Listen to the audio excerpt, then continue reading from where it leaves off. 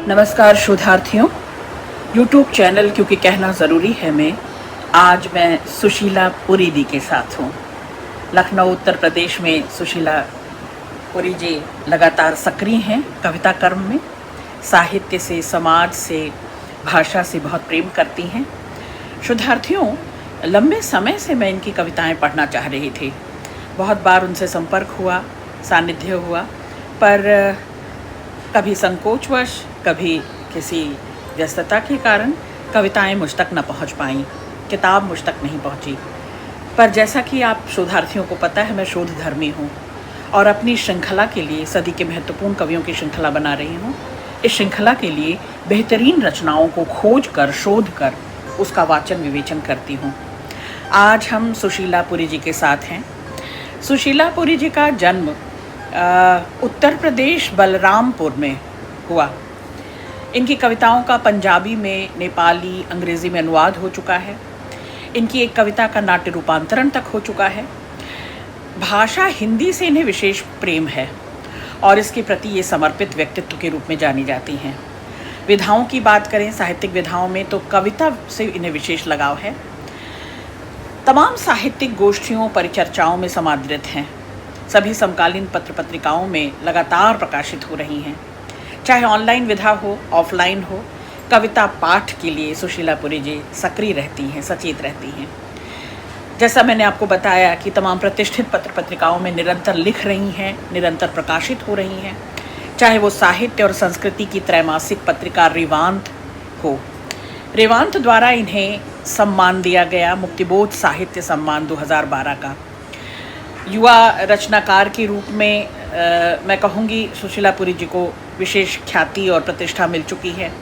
वो लखनऊ ही नहीं, देश भर में, भले वो निवासी लखनऊ की हैं, पर इनकी रचनाएं दैनिक भास्कर हो, दैनिक जागरण, हिंदुस्तान, अमर उजाला, जनसत्ता, जनसंदेश, कादम्बिनी, हंस, कथाक्रम, प्रगतिशील, वसुधा, वागर्थ, परिकथा, दुनिया इन दिनों, इंडिया न्यूज़, निष्कर्ष, उत्तर प्रदेश, पाटल और पलाश, संडे पोस्ट, लोकायत, पाखी, स्त्रीकाल, लमही, रचना समय, वसुधा, सृजन पथ, गुंजन, तमाम पत्र पत्रिकाओं में सुशीला दी लगातार प्रकाशित हो रही हैं।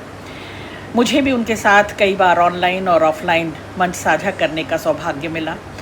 आकाशवाणी और दूरदर्शन से आपकी रचनाओं का निरंतर प्रसारण होता रहता है। आपकी कविताओं की मुरीद हूँ। कुछ कविताएं, ख़ास तौर पर प्रेम कविताएं, बिल्कुल अलग मिजाज और तेवर की लगती हैं, तो आज मैंने अपनी पसंद की इन कविताओं को चुना है। चाहे पंजाबी हो, नेपाली हो या अंग्रेज़ी भी, इनकी कविताओं का अनुवाद होता रहा है और दैनिक पत्र पत्रिकाओं में निरंतर स्तंभ लेखन भी और ब्लॉग लेखन भी करती हैं। सुशीला दी का खुद कहना है, लिख सकूं तो प्यार लिखना चाहती हूँ, लिख सकूं तो प्यार लिखना चाहती हूँ, ठीक आदम जात सी बेखौफ दिखना चाहती हूँ। शोधार्थियों, मैं सुशीला दी की 5 कविताओं का वाचन करूंगी और जो मुझसे बन पड़ेगा एक्सटेम्पोर, उसका विवेचन विश्लेषण करती चलूंगी। आप इसे नोटिस में लीजिएगा। पहली कविता है तुम्हारा होना। अनवरत गड्ढमड्ढ समय है जिसमें तुम्हारा होना भर रह गया है शेष। सब कुछ भूल चुकी हूँ, सब कुछ भूल चुकी हूँ, यहाँ तक कि भाषा भी सिर्फ मौन है और तुम हो। तुम्हें बटोरती हूँ जैसे हरसिंगार के फूल, जैसे हरसिंगार के फूल, और उनकी महक से भीगती हूँ भीतर ही भीतर। कई बार ऊसर उदासियों में तुम बरसते हो आँखों से और तुम हो जाते हो मेघ। अहरनिश कुछ अस्फुट शब्द बुदबुदाते हैं मेरे होंठ और मैं समूचे अंतरिक्ष में ठिठक कर खोजती हूँ खुद को।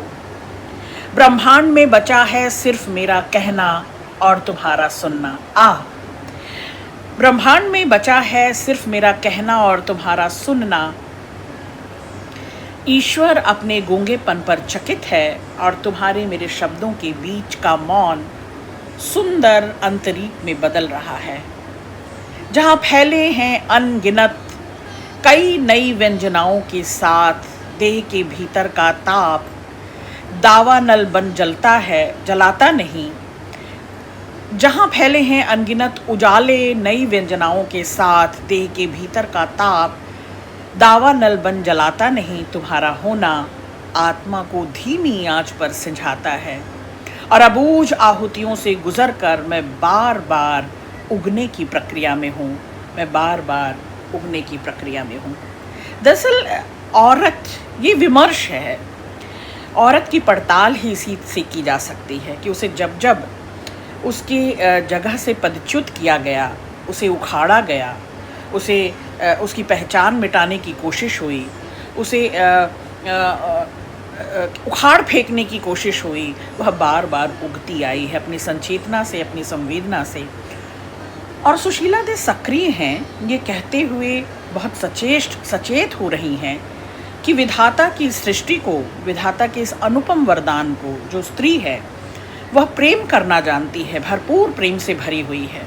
और इस प्रेम के क्या कह सकते हैं, उपहार के साथ ये समूची सृष्टि को, मानवीय संस्कृति को पालती पोसती है।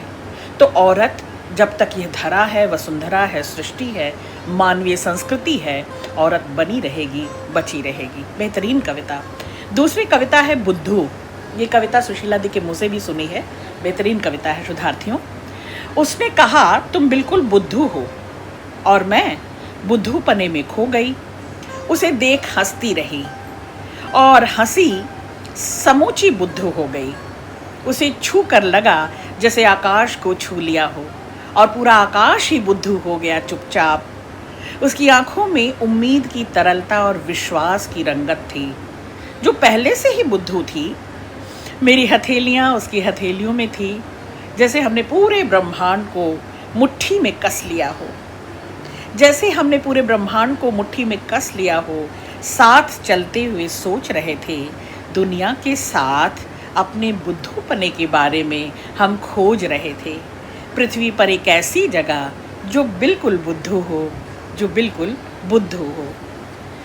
शुद्धार्थियों, बुद्धू का मतलब अज्ञानी होना नहीं है, लेकिन किसी बुद्धिमानी का, सयानेपन का, समझदारी का जामा ओढ़ने का दंभ भी नहीं है। ऐसा कोई घमंड, ऐसा कोई दंभ नहीं है, ऐसा कोई दीवानापन, पागलपन नहीं है कि अपने आप को सबसे चतुर, सबसे ऊपर, सबसे श्रेष्ठ, उत्कृष्ट माना जाए, सर्वोत्तम माना जाए। तो ये बुद्धूपना, ये सरलता है, तरलता है, ये सहजता है। और सहज सहज सब कोई कहे, सहज न चीन्हे कोई। तो सुशीला दी यहाँ कहती हैं कि ये बुद्धू होना, तरल होना है, सबको अपने में समो लेना, सबका सबके साथ संग साथ हो जाना, सब में विलीन हो जाना और सबसे सराबोर हो जाना। तो प्रेम यही करता है, प्रेम तरल होता है, ठोस नहीं होता, आपको एकांत जीवी नहीं बनाता, आपको अलगाव नहीं सिखाता। प्रेम लगाव की विधा है, अपनाव की, जुड़ाव की है। इसीलिए प्रेम तरल होता है कि जहाँ जहाँ जिस द्वार बहता है, बस जाता है, उसे सराबोर कर देता है, अपने प्रेम से सींच देता है। तो ये बुद्धूपना भी वही सरलता है, निश्चलता और कोमलता है, जो यत्र तत्र सर्वत्र सुशीला दी तलाश रही हैं। और उसके प्रेम भरे संबोधन में कि तुम बुद्धू हो, मतलब दुनियादार नहीं, चतुराई नहीं आती, चालाकी नहीं आती, बांकपन नहीं है, समझदारी नहीं है, दुनियादारी नहीं है। तो घनानंद भी तो कहते हैं, अति सूधो स्नेह को मार्ग है, जहाँ नेकु सयानप बांक नहीं। नेकु, इतना सा भी, जरा सा भी सायानापन नहीं चलता इस रास्ते में। तो सुशीला दी प्रेम के रास्ते में है, और इस प्रेम के रास्ते में प्रेम से ही पाया हुआ संबोधन कि तुम बुद्धू हो। तो वो चाहती हैं कि पूरी धरा, वसुंधरा, पूरी प्रकृति, उनका परिवेश, उनका आसपास, उनका इर्द गिर्द सब कुछ बुद्धूमय हो जाए। और इतनी सरलता और निश्चलता के साथ वही कह सकता है जो पारदर्शी है, जो सबको अपने में समो लेना, सबको अपने में विलीन कर लेना, सबको अपने में समा लेना जानता है। बेहतरीन कविता, मुझे ये कविता उनके मुंह से भी बार बार पसंद आती है। तीसरी कविता है, मेरे मन के समंदर में। मेरे मन के समंदर में ढेर सारा नमक था, बिल्कुल खारा, स्वादहीन।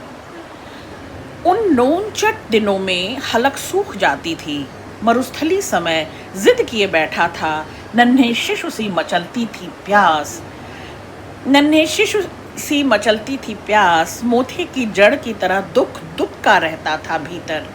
उन्हीं खारे दिनों में मेरे हिस्से की मिठास लिए समंदर की सतह पर छप छप करते तुम्हारे पाँव, छप छप करते तुम्हारे पाँव चले आए सहसा, और मैं नसों में घुल गया चंद्रमा, और नसों में घुल गया चंद्रमा।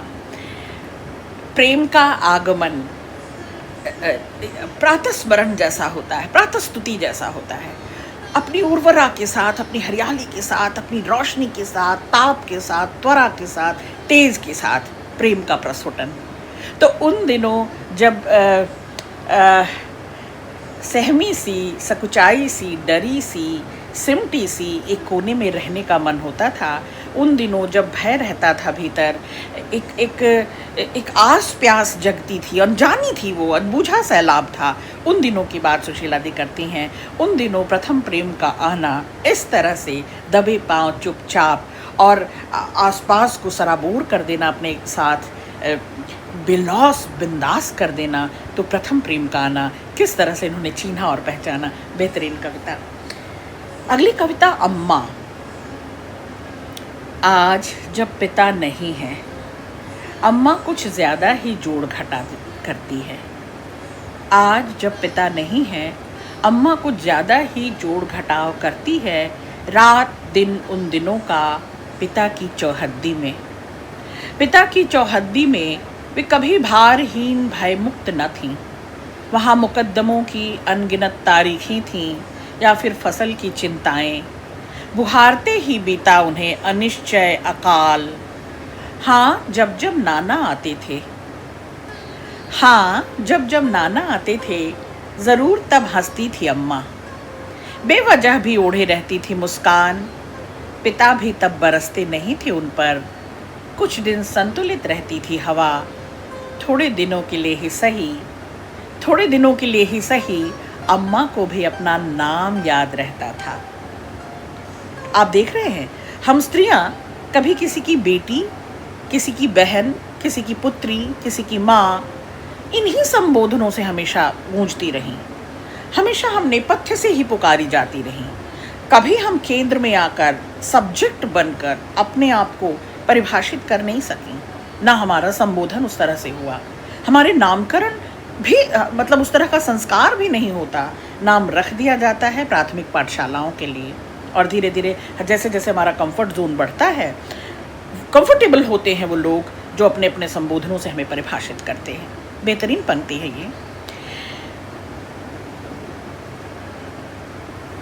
हाँ, जब जब नाना आते थे, ज़रूर तब हंसती थी अम्मा। बेवजह भी ओढ़े रहती थी मुस्कान।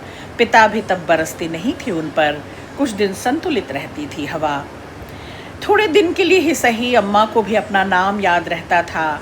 उन्हें याद आती है पीतल की वह थाली जिसे पटक दी थी पिता ने दाल में नमक ज़्यादा होने पर।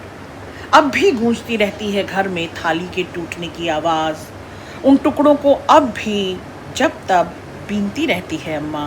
उन टुकड़ों को अब भी जब तब बीनती रहती है अम्मा। और ये आखिरी कविता प्रेम। सुशीला दी की इस श्रृंखला में प्रेम नाम से कुछ श्रृंखला है, 5-7 कविताएं हैं। मैं अपने पसंद की 3 कविताएं इसमें श्रृंखला में पढ़ूंगी। प्रेम वक्रोक्ति नहीं पर अतिशोक्ति ज़रूर है।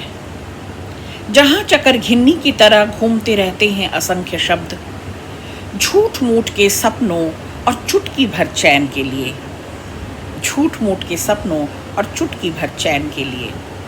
प्रेम एक बहुत ऊंचा पेड़ है जिस पर चढ़ना मुश्किल।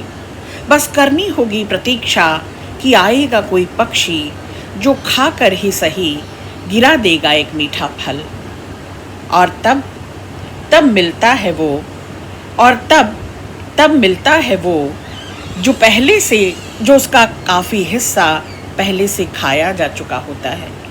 प्रेम पर्वतों के बीच स्थित झील है मौन की, जहाँ पानियों से ज़्यादा आंसुओं का अनुपात है, जहाँ पानियों से ज़्यादा आंसुओं का अनुपात है, जहाँ स्थिर जल में भागती हैं मछलियाँ, जहाँ एकांत में गोताखोर खोजते रहते हैं, जहाँ एकांत में गोताखोर खोजते रहते हैं। एक अंजुरी हंसी आँख भर आकाश, एक अंजुरी हंसी आंख भर आकाश। तो ये प्रेम के विविध रूप छोटे छोटे खंडों में, छोटी छोटी श्रृंखलाओं में उन्होंने रूपे हैं। कहीं वह पर्वत से ज़्यादा उदात्त विराट ऊंचा है, उस तक पहुंचा नहीं जा सकता। कहीं वह खारे जल जैसा है जो आंसू आंखों से लगातार बरसता है। कहीं वह पर्वत में स्थित झील के मौन जैसा है। कहीं ऐसा स्थिर जल है जहाँ मछलियाँ कांपती रहती हैं, लगातार उथल पुथल मचाए रखती हैं, और लगातार इस प्रेम की शोध में, प्रेम की खोज में लोग गोताखोर की तरह ढूंढ रहे होते हैं अंजुरी भर हंसी और आकाश, आंख भर आकाश। तो अनंत उत्साह, उल्लास और उत्सव से भरपूर ये कविताएं, प्रेम कविताएं, जिसे अलग अलग तेवर और मिजाज से सुशीला दी देखती हैं। कभी कहती हैं कि हम इसमें टेढ़ापन तो नहीं है, ये आप सुशीला दी की कविताओं से जान चुके हैं, लेकिन वो ये भी कहती हैं कि यहाँ बढ़ा चढ़ाकर वर्णन ज़रूर किया जा सकता है। आकाश से तारे तोड़ लाए जाते हैं, पूरा समुद्र उड़ेल दिया जा सकता है अंजुरी में। कहीं बीच धार से फूल तोड़ लाने की बात होती है, तो कहीं सीपियों से और समुद्र की तमाम लहरों से सजाने की प्रेमिका को बात होती है। लेकिन दरअसल ये भटकन है, ये अतिशोक्ति है, जो झूठ मूठ का ही सपना होता है, एक दिलासा भर है, एक संतोष भर है, क्योंकि यहाँ बेचैनियाँ बेसबब मिलती हैं, तड़प बेसबब मिलती है, और इन्हीं बेचैनियों का सबब है कविता को जो चुटकी भर भी चैन नहीं लेने देती। तो प्रेम उदात्त है, प्रेम उदात्त बनाता है, प्रेम गिराता नहीं, प्रेम बांधता नहीं, उन्मुक्त करता है और प्रेम उन्नयन देता है। इन्हीं कुछ पंक्तियों के साथ सुशीला दी के लिए बहुत सारा आदर, बहुत सारा प्रेम, शुभकामनाएं।